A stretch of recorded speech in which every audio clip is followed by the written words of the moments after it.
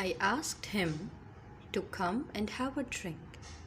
He accepted, and we forced our way into the buffet, where we yelled and stamped and waved our umbrellas for a quarter of an hour.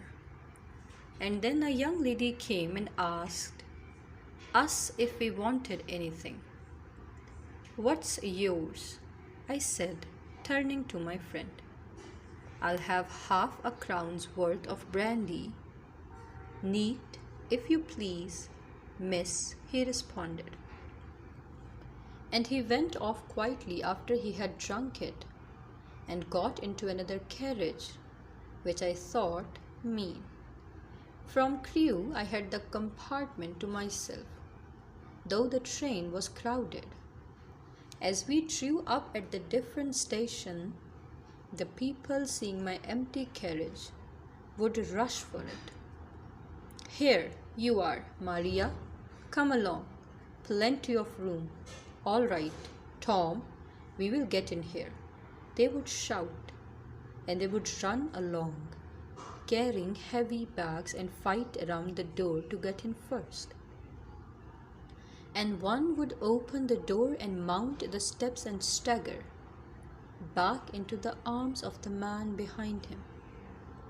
And they would all come and have a sniff, and then drop off and squeeze into other carriages, or pay the difference and go first.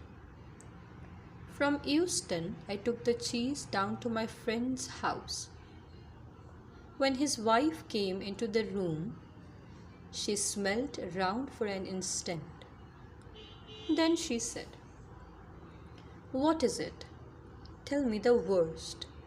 I said, "It's cheeses. Tom bought them in Liverpool and asked me to bring them up with me." And I added that I hoped she understood that it had nothing to do with me. And she said that she was sure of that, but that she would speak to Tom about when he came back. My friend was detained in Liverpool longer than he expected, and 3 days later, as he had not returned home, his wife called on me. She said, "What did Tom say about those cheeses?" I replied that he had directed they were to be kept in a moist place, and that nobody was to touch them. She said, "Nobody is likely to touch them had he smelt them." I thought he had, and added that he seemed greatly attached to them. "You think he would be upset?" she queued, "if I gave a man a sovereign to take them away and bury them?"